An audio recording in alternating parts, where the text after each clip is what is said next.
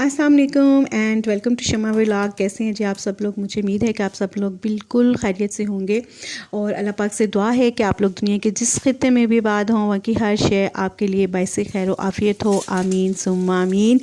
चलिए जी, पहले आपको जल्दी जल्दी से ये बता देती हूँ कि आज व्लॉग में जो है वो आप जो देख रहे हैं वो मेरी पूरे दिन की जो रूटीन है वो है। और इस वक्त तकरीबन 6 बजे का टाइम है जब ये मैं अंडा जो है ना ये तवे के ऊपर फ्राई कर रही हूँ।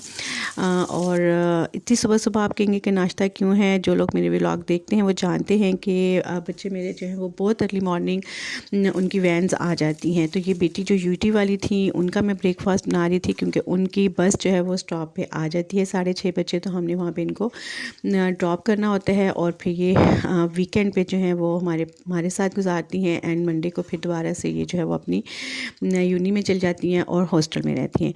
तो चलिए जी, आ जाते हैं जल्दी से अपने टॉपिक की तरफ। टॉपिक था जी कि डिप्रेशन, मैंने किस तरीके से जो है वो अपने आप को डिप्रेशन से निकाला और कौन सी वो आयत है जिसको पढ़ने से, जिसका आप रेगुलर आप उसको इस तरीके से पढ़ेंगे कि आप अपने यही समझें कि हमारे जैसे हम रोज़मर्रा का काम करते हैं और उसके बगैर हमारी जो ज़िंदगी आगे नहीं चल सकती, बिल्कुल इसी तरीके से जनाब आपने उस आयत को पढ़ना है। तो इंशाल्लाह जो लोग डिप्रेशन के, टेंशन के जो पेशेंट हैं वो 100% जो है वो उससे फ़ायदा हासिल कर सकेंगे। तो आपने इस चीज़ को समझने के लिए जो है वो वीडियो को कोशिश कीजिए कि पूरा देखें ताकि जो है वो आपको बात पूरे तरीके से जो है वो समझ आए। बेसिकली डिप्रेशन क्या है, पहले थोड़ा सा हम डिप्रेशन के ऊपर बात कर लेते हैं। जहाँ तक मेरी स्टडी है, जहाँ तक मेरी मालूमात हैं, डिप्रेशन जो है वो एक बहुत ही हाईली जब आप किसी स्टेज पे चले जाते हैं तो उसको जो है वो डिप्रेशन कहा जाता है। और वो इस वक्त सोसाइटी में तकरीबन ज़्यादा कह लें तो 15 से 20% जो लोग हैं वो इसका शिकार हैं। ये भी कोई कम रेशो नहीं है, बहुत ज़्यादा रेशो है। और आहिस्ता आहिस्ता जिस तरह के हमारे हालात जा रहे हैं मुझे यही लगता है कि रेशो ये बढ़ती ही जाएगी। और इसमें हर उम्र का जो है वो चाहे बच्चा है, टीनेजर है या यंग है या बूढ़ा है, वो ज़रूर डिप्रेशन का शिकार होते हैं। और ज़्यादातर जो है इसमें औरतें, लेडीज़ जो हैं, आई थिंक वो डिप्रेशन का ज़्यादा शिकार होती हैं। और नॉर्मली जो है ज़्यादातर लोग जो है वो टेंशन के मरीज़ होते हैं। उनको टेंशन होती है, एंग्जाइटी होती है, तो नाम जो है वो उसको डिप्रेशन का ही दे दिया जाता है। इसकी मैं आपको एक बड़ी सिंपल सी एग्जांपल्स देती हूँ। शायद जो ये मेरे देख रहे हैं मुझे वो इस चीज़ को अच्छे तरीके से अंडरस्टैंड कर सकेंगे कि आपके बहन भाइयों में से आपके, अगर आप पेरेंट्स हैं तो आप या आपके बच्चों में से किसी भी एक को भी बच्चे को ये शिकायत हो सकती है कि जब उसके एग्ज़ाम्स होते हैं या उसका रिज़ल्ट आने वाला होता है या पेरेंट्स में या कोई भी आपस में जब लड़ पड़ते हैं तो उनका फ़ौरन से वो कहते हैं कि हमारा जो पेट है ना यार वो ख़राब हो गया, मेरे पेट में जो है ना वो बड़ी गड़बड़ हो रही है, पता नहीं मेरा रिज़ल्ट कैसा आएगा, पता नहीं आज मेरा पेपर कैसा आएगा, पता नहीं मेरी अच्छी तैयारी है कि नहीं। वो बार बार से जो है ना वो वॉशरूम में जाते हैं और उस कैफ़ियत को, जो आने वाली कैफ़ियत होती है, उसको अपने ऊपर जो है ना वो हावी कर लेते हैं। और टेंशन जो है, एंग्जाइटी जो है वो उनको स्टार्ट हो जाती है। होता है ना ऐसे, आप नॉर्मली देखें तो जब मैं स्टूडेंट्स थी तो मैंने बहुत सारे, मेरे साथ जो मेरी थी फ्रेंड्स वगैरह थी वो भी बड़ी टेंशन में होती थी। तो उस वक़्त हमें इन चीज़ों की समझ नहीं आती थी, तो वो बार बार वॉशरूम जा रही होती थी और जब वो पेपर दे देती थी तो उसके बाद वो रिलैक्स हो जाती थी, अच्छा जी अच्छा हो गया पेपर। और ऐसे जैसे रिज़ल्ट आ जाता था तो फिर उसके बाद पुरसुकून के अब जो होना था, जो नंबर आने थे वो आ गए हैं।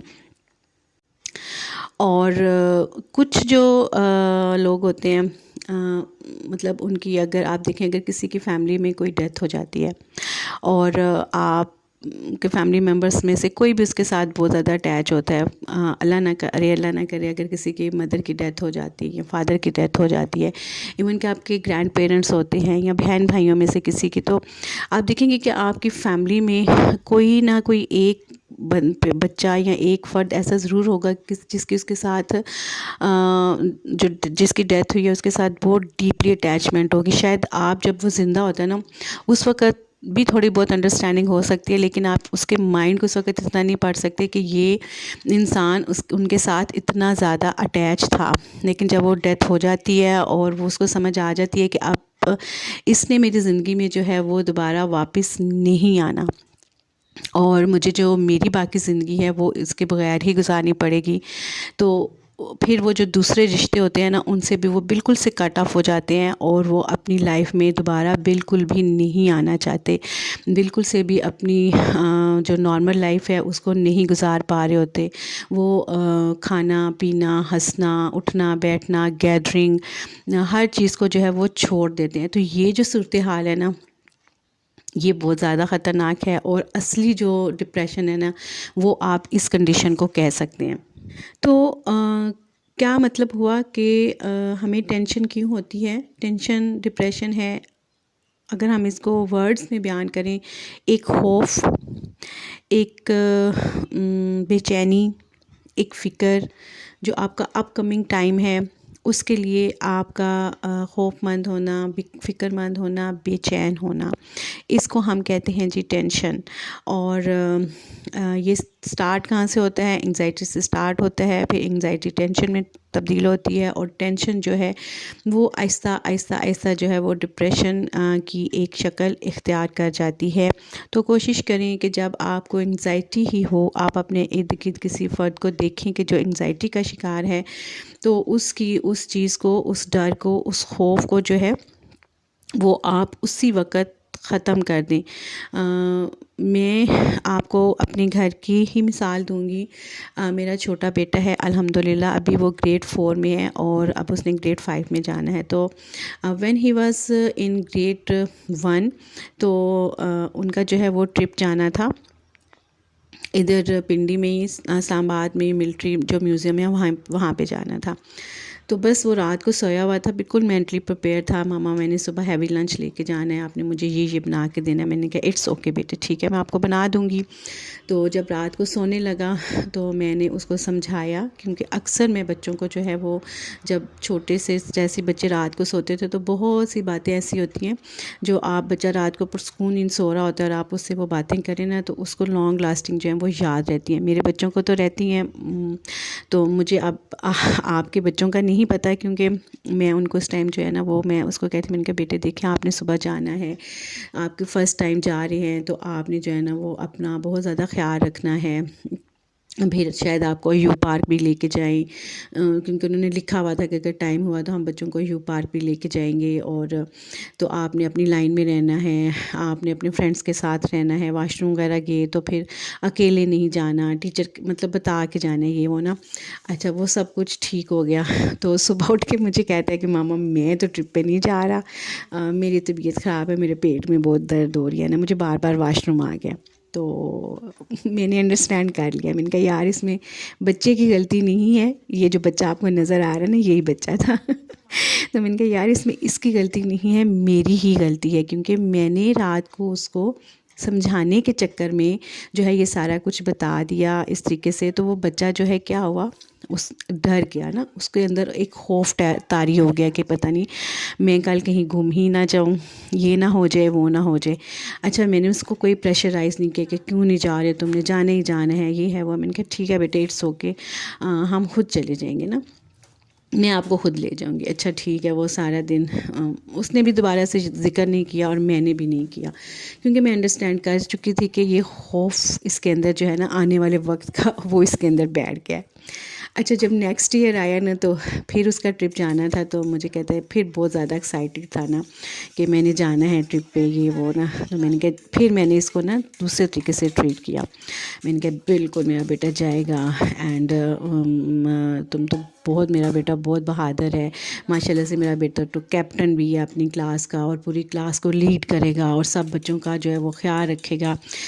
सब बच्चे जो हैं वो हारून के पीछे ही तो लाइन लगाते हैं ना, हारून से ही हर चीज़ की परमिशन लेते हैं, और हारून हर चीज़ मैडम से परमिशन लेता है। तो हारून मतलब मैंने इसको फुल बैकअप किया और बड़ा इसको मैंने ना किया। एंड ये है भी ऐसा ही अल्हम्दुलिल्लाह मेरा बेटा।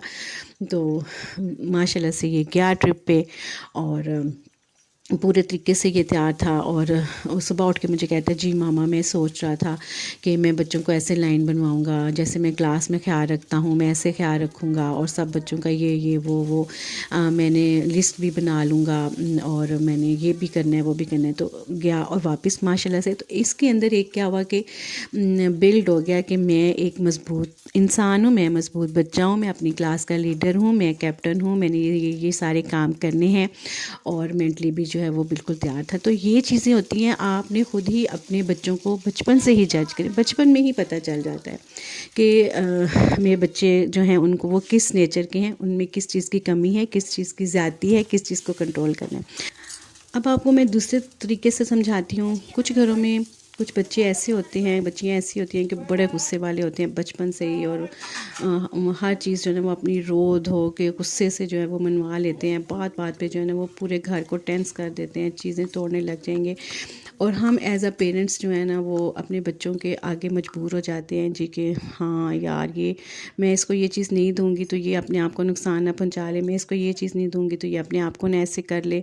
तो ये चीज़ें हम कर कर के उन बच्चों को हम मेंटली जो है ना वो तैयार कर चुके होते हैं कि जी बिल्कुल तुम टेंशन, बस तुम टेंशन लो, तुम दिखाओ कि तुम टेंशन लेते हो, तो देखो तुम्हारा जो काम है ना कैसे नहीं होता। वो यही तरीका जो है वो फिर बाहर भी अडॉप्ट करते हैं, और बाहर जो है ना वो अक्सर उनको नाकामी होती है, और फिर वही चीज़ें जो हैं वो लड़ाई झगड़े में तब्दील होती हैं, और उसके बहुत बुरे जो है वो नताइज होते हैं। तो कोशिश करें अपने घर के अंदर, अगर कोई ऐसा बच्चा है, कोई ऐसा टेंशन या डिप्रेशन वाला बच्चा है, तो उसको आप बचपन में ही जो है ना वो कंट्रोल करें। और क्योंकि अभी उनको कोई जो है ना इतनी वो फ़िक्र नहीं होती सोसाइटी की कि मैंने खाना क्या है तो मैंने पकाना क्या है तो मैंने पहनना क्या है तो मैंने ओढ़ना क्या है। आप उसको जिस तरीके से घर में मेंटली प्रिपेयर करेंगे, वैसे ही बच्चा आपका जो है वो सोसाइटी में भी बिहेव करेगा, और सोसाइटी के साथ जो है वो कम्पीट भी करेगा। वो अगर आप उसको घर में इतना स्ट्रॉन्ग कर देते हैं, और साथ उसको आप ये भी बताते हैं कि आपने बाहर निकल के कैसे अपनी ज़िंदगी को चलाना है, तो वो बच्चा इंसान है और वो बहुत मज़बूत होता है। और बचपन में जो बच्चे सीखते हैं ना वो सारी ज़िंदगी, जो चीज़ आप उनके दिमाग में डाल देते हैं वो सारी ज़िंदगी चलती है। तो बचपन से ही अगर आपके घर में कोई बच्चा ऐसा है जो टेंशन या एंग्जाइटी का उसको होती है, तो वो आप उसकी उसी वक्त बचपन में ही ख़त्म कर दें। अच्छा जी, अब आती हूँ मैं अपनी तरफ कि मैं आपको बताती हूँ कि अल्हम्दुलिल्लाह मैं अपने घर में बहन भाई में सबसे बड़ी थी, और मुझे हर काम करने का बहुत ज़्यादा शौक़ था। और मैंने, आप ये कह लें कि एक बड़ी बहन होने के नाते मैं अपनी मामा का खाने पकाने में, कपड़े सीने में, हर चीज़ में, सफाई सुथराई में हाथ बटाती थी। And I am not very good in study but good in study. So और एक मैं मज़बूत किस्म की, जो आप कह लें कि लड़की थी। अल्हम्दुलिल्लाह अब औरत भी हूँ, लेकिन मेरे अंदर डिप्रेशन कब आना स्टार्ट हुआ, मैं कैसे जो है वो डिप्रेशन की तरफ, डिप्रेशन ने मेरे अंदर जो है ना वो पंजे गाड़ने शुरू किए। तो ये तकरीबन 2018-19 की बात है, जब मेरी बड़ी बेटी जो है उन्होंने MBBS के लिए ECAT वगैरह दिया, MCAT दिया, बट वो सिलेक्ट नहीं हुई, कुछ पॉइंट से वो रह गई। और बस वो वक्त था, आप यकीन करें कि मैं कितने दिन तक जो है वो रोती रही, क्योंकि मैंने अपनी बच्ची को इसके अलावा किसी और शक्ल में देखा ही नहीं था। और अल्हम्दुलिल्लाह बच्ची मेरी जो है वो बहुत ज़्यादा अच्छी थी, लाइक थी स्टडी में। मतलब आप ये कह लें कि प्ले ग्रुप से लेके FSC तक उसकी कोई ना कोई पोजीशन थी, एंड 90% में उसके मार्क्स थे। बट वो उसका MBBS में जो है वो एडमिशन नहीं हुआ। उसने नम्स के टेस्ट दिए थे, तो नम्स में भी उसका जो है वो आर्मी मेडिकल कॉलेज CMH खारिया में जो था ना, वहाँ पे उसका एडमिशन हुआ। तो वो प्राइवेट था, ज़ाहिर है मेरे 5 बच्चे थे तो मैंने उनको भी पढ़ाना लिखाना था, तो हमने उसका एडमिशन नहीं करवाया। और मैं जब देखती थी कि वो 5 बजे उठ के यहाँ पे किप्स जा रही है, आ रही है मतलब दिन रात ना, वो आप कह लें कि किताबी कीड़ा ही बन चुकी हुई थी। तो जब उसका वो नहीं, उसका टारगेट अचीव हुआ, तो मैं शदीद वाली डिप्रेशन में चली गई। बट मेरी बेटी अल्हम्दुलिल्लाह, बच्चे जो है ना वो मेरे बहुत मज़बूत हैं। वही मैं कहती हूँ कि तरबियत का बहुत ज़्यादा हाथ होता है इस चीज़ में। उसने मुझे कहा कि मामा देखिए, आप खुद ही तो कहती हैं कि अल्लाह ताला ने जो आपको चीज़ नहीं मिलती, आप अपने लिए बेहतर सोचते हैं और अल्लाह ताला ने आपके लिए बेहतरीन रखा होता है। सारी उम्र तो आप हमें यही बताती रही हैं, तो अब आप खुद कैसे जो है ना वो इतना आप सोच रही हैं इस चीज़ को कि मेरा एडमिशन नहीं हुआ, एडमिशन नहीं हुआ। मामा, अल्लाह ताला ने, आप मेरे लिए बेहतर सोच रही थी और अल्लाह ताला ने मेरे लिए बेहतरीन रखा हुआ है। मुझे बस इस बात का यकीन है, मैंने अपनी मेहनत 100% की है। अब मेरा एडमिशन क्यों नहीं हुआ ये सिर्फ़ अल्लाह ताला जानते हैं। तो प्लीज़ आप जो है वो ठीक हो जाए। आपको देख देख के जो है ना मैं डिप्रेशन में फिर जाना स्टार्ट हो जाऊँगी। मुझे उसकी बात जो है वो बहुत अच्छी लगी। मैं पता नहीं, वाकई मैं इनको हर वक्त यही कहती थी, जब इनको कोई चीज़ नहीं मिलनी या कुछ भी ऐसा ना, तो मैं यही कहती थी कि बेटा आपको ना अल्लाह ताला ने बेहतरीन चीज़ देनी है। तो आप यकीन करें, अब मेरी बेटी ने माशाल्लाह BS कर लिया है, ये अच्छी जगह पे, वो अभी रिसेंटली उसका जुलाई में ख़त्म हुआ है, अच्छी जगह पे जॉब कर रही है। और अब MS के लिए, फ़ॉरेन स्टडीज़ के लिए उसने स्कॉलरशिप्स के लिए अप्लाई किए हुए हैं और हमें 100% यकीन है अल्हम्दुलिल्लाह प्रोसीजर स्टार्ट हो गया, वो वहीं पे जाएगी। और इसी तरीके से आप मेरे व्लॉग्स देखें पुराने, तो बाकी बच्चे भी अल्हम्दुलिल्लाह अपनी स्टडीज़ पे बिल्कुल वहाँ पे वो अच्छी जगह पे हैं। तो बस वहाँ से जो है ना वो डिप्रेशन, अब मैं कोई भी चीज़ ऐसी लेती हूँ तो मैं मतलब अटैक हो चुका है ना एक, तो मैं चली जाती हूँ। लेकिन बच्चे दूर हैं तो बस से दिल में शैतान जो है ना वो आपके दिमाग को बिल्कुल से ख़राब कर देता है और आप नेगेटिव सोचने लग जाते हैं। और जब आप एक दफ़ा नेगेटिव सोचने लग जाते हैं ना, तो ये बिल्कुल एक ऊन का गोला बनता रहता है। तो आप यकीन करें कि इतनी तेज़ी से परवान चढ़ती है ना नेगेटिव थिंकिंग, कि पॉजिटिव थिंकिंग कहीं इसके अंदर दब जाती हैं। तो चलिए अब मैं आपको बताती हूँ कि आपने वो कुरान पाक की कौन सी आयत पढ़नी है जिससे आपकी ये जो नेगेटिव थिंकिंग है या जो ये डिप्रेशन है, ये आपको वो एक तलवार की मानद है और वो उसको ऐसे आपके जिस्म से काट के दूर फेंक देगा ना, जैसे दुश्मन को आपसे दूर कर देते हैं। शैतान है ना, नेगेटिव थिंकिंग, वसवसे, ये शैतान हमारे अंदर डालता है, नाउमीदी को शैतान हमारे अंदर डालता है और वो आपको अल्लाह ताला से जो है वो दूर करता है, पॉजिटिविटी से दूर करता है। तो वो शैतान को किस तरीके से आपसे दूर करेगी आप सोच भी नहीं सकते हैं। तो आपने क्या पढ़ना है, आपने पढ़ना है जी, ला हौला वला कुव्वता इल्ला बिल्लाह। कसरत से पढ़ें, उठते बैठते पढ़ें।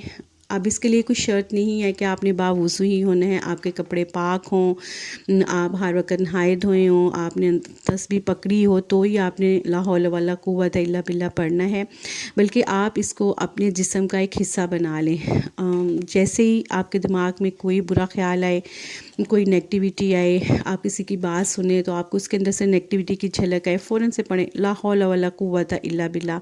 आप यकीन करें, आप इतना पॉजिटिव सोचने लग जाएंगे और अपने आप को, हर चीज़ को जो है वो अल्लाह ताला पे छोड़ देंगे और आपकी ज़िंदगी बहुत ज़्यादा जो है वो आसान हो जाएगी।